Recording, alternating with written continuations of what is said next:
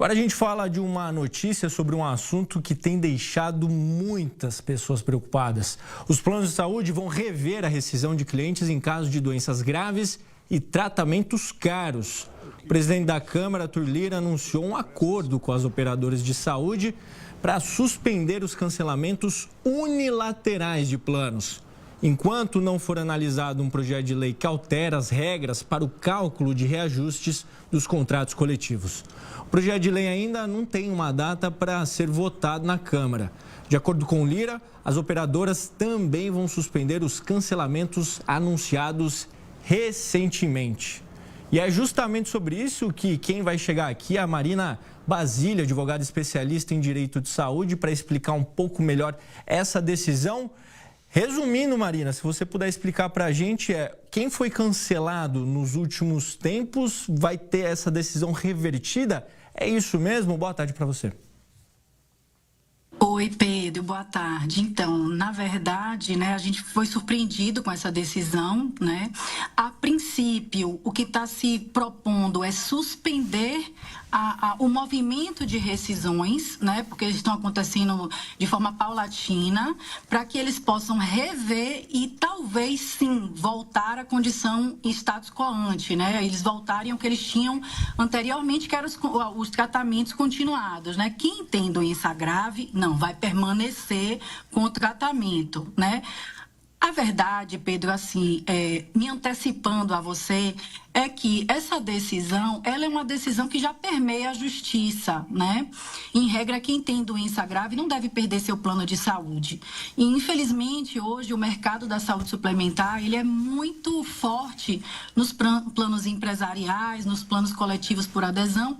E, no fundo, o que a gente percebe é que são famílias, que proporcionam um CPF, um CNPJ, para contratar planos de saúde, Essa, na verdade, para mim é uma válvula de escape, que os planos de saúde arranjaram, no fim das contas, para tirar, digamos assim, a sua obrigação frente às normas que a ANS determina, Então, eu acredito que sim, a gente vai conseguir reverter todas essas rescisões, mas também a gente não pode sentar e esperar, A gente tem que buscar também seu direito e o consumidor de plano de saúde, ele tem o direito de rever isso. Com certeza, eu vou dar um exemplo pessoal. Minha avó já faleceu de câncer, mas ela passou 4 anos nesse tratamento. O plano bancou tudo, minha família não tinha condições. Por dia ela gastava mais de R$2.000 só numa alimentação específica. O que eu quero dizer com isso, usando meu exemplo da minha família? Existem casos de pessoas que, no meio dessa situação tão delicada, têm o plano cortado, porque se fosse na minha situação, ia ser muito complicado, não ia ter para onde correr, por exemplo. Pois é, Pedro, é por isso que eu acho que a gente tem que correr para a justiça. Eu acho que é o caminho para todo mundo, a gente não deve esperar, sentado a decisão, tomar uma proporção política. Eu não acho que essa é a solução, eu acho que a solução é cada um exercer seu direito enquanto consumidor de plano de saúde, Com certeza. E eu estava vendo que a ANS recebeu quase 6.000 denúncias desses contratos, encerramentos unilaterais. Só justiça nesse caso? Só justiça nesse caso. E eu recomendo que as pessoas estejam prontas para isso logo, Porque os tratamentos, eles não esperam, A gente viu aí o que aconteceu com a pandemia, muita gente deixou para se cuidar depois e a gente teve um agravamento de muitas doenças que podiam ser, digamos assim, tratadas, Então é melhor que a gente corra mesmo para manter seus tratamentos, manter seus benefícios, enquanto consumidor de plano de saúde, para que a gente não possa deixar as doenças evoluírem, E talvez uma questão contratual também, ter uma cláusula lá, porque os planos são pagos, eles não são gratuitos, tanto que é particular o nome, nós sabemos que não é todo mundo que tem.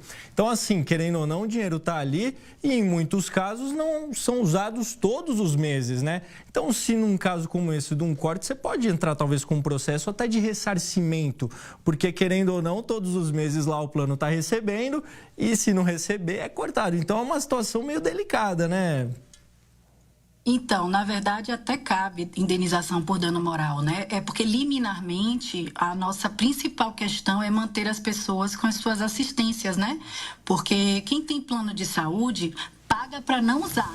né? Se for pensar bem, a gente chama contrato de trato sucessivo. A gente paga todo mês, ele se renova automaticamente todo mês, mas a nossa ideia é nunca usar o plano de saúde, né? Se a gente usa é porque a gente está precisando, né? Então, a verdade é que quando a gente paga, a gente está dando, digamos assim, a nossa confiança para o plano de que quando a gente precise, a gente vai poder usar. Né?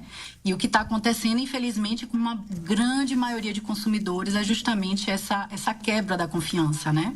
Sem dúvidas. E eu estava vendo que um dos motivos alegados aí pelas operadoras é que, em alguns casos, na justiça, conseguem aqueles medicamentos extremamente caros. Estou falando de doses milionárias, né? Nós sabemos... Medicação de alto custo. Medicamento de alto custo, a gente sabe que isso existe.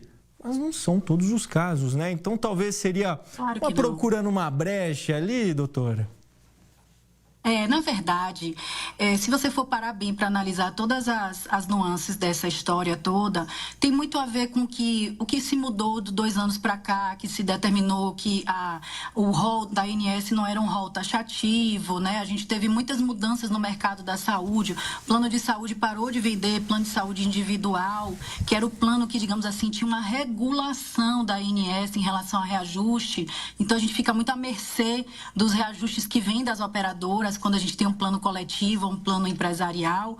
E a grande verdade é que não se mudaram os agentes, porque se você for ver, a grande maioria de pessoas que contratam planos de saúde, diga-se de passagem, esse ano nós tivemos um aumento absurdo de consumidores de plano de saúde contratando planos de saúde, a grande maioria de pessoas é de pessoas físicas, não são de empresas que se reuniram enquanto família e criaram um CNPJ, né? Que a gente chama de falso empresarial. Então, o objetivo é o mesmo e, portanto, devem ter as mesmas regras do plano individual e familiar. É o que eu defendo sempre, sabe, Pedro?